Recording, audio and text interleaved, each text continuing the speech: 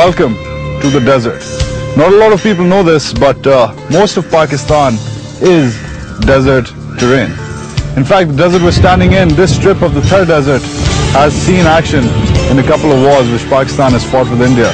India lies just across that border, around 45 to 50 kilometers from there. In fact, Monabao, an Indian outpost, was captured in the 1965 war by Pakistani forces. That was a long time ago. Welcome to the desert. Welcome to nothingness.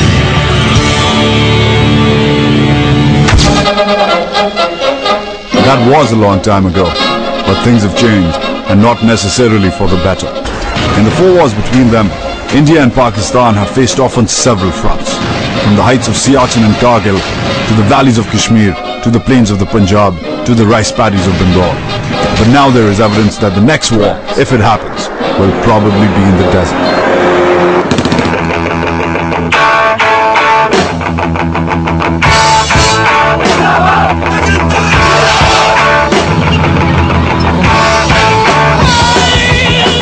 The new Indian war doctrine is indicative of that projection. Rather than seek to deliver a major blow to Pakistani forces, as was dictated by India's previously dominant Sundarji doctrine, the stated objective of this new strategy, titled Cold Start, is to make shallow territorial gains in southern Pakistan that its designers claim could be used in post-conflict negotiations to extract concessions from Islamabad.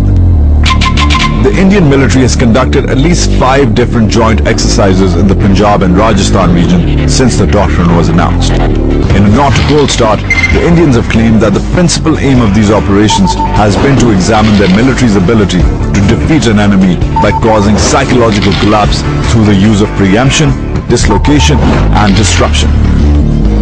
In fact, Exercise Ashwamedh was described by the Conservative Times of India as a test of the country's new proactive war strategy. Even the setup of the new Southwestern Command in Jaipur is widely perceived as indication of the Indians taking steps towards what the military calls cold starting Pakistan.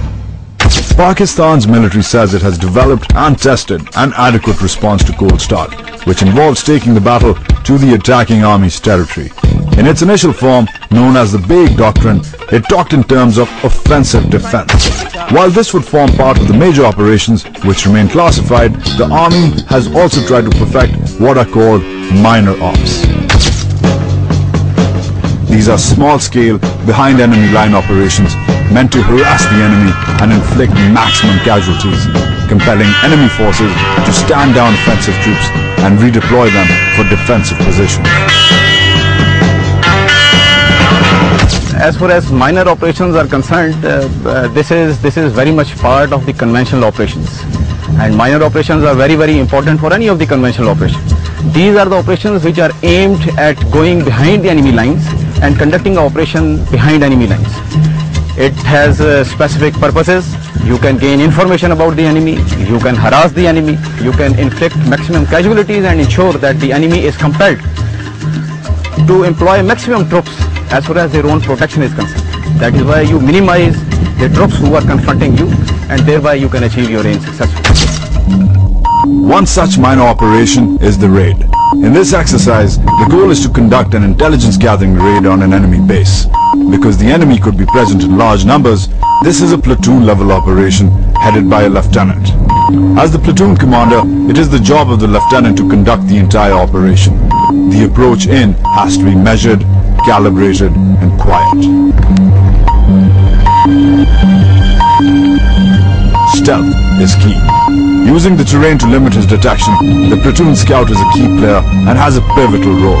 He is in the lead and is equipped with a communication device to contact the lieutenant to advise on further movement. Not only is he assigned with scoping out enemy sentries, but also incapacitating them.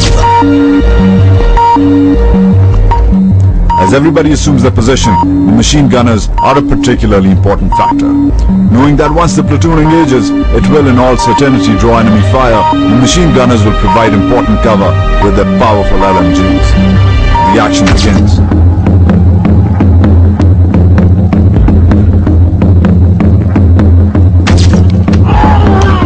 As the platoon scout disposes of the sentry, another soldier in position takes out the second sentry.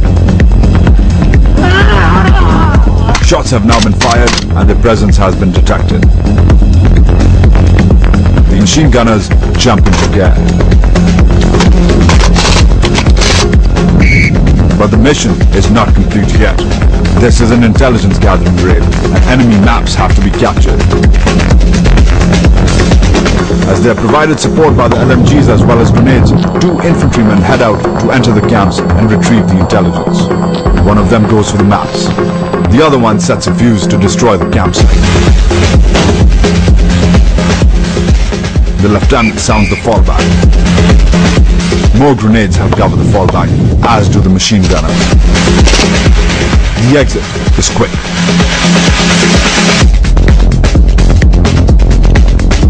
The importance of raid in today's warfare is that it is a very minor operation which is designed to inflict maximum casualties on the enemy.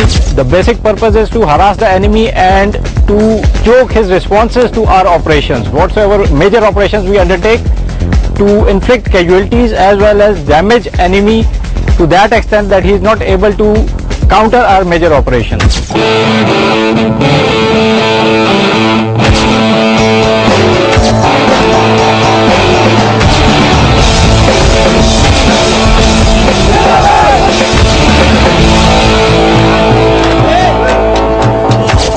Training for desert combat like the raid is just half the fight.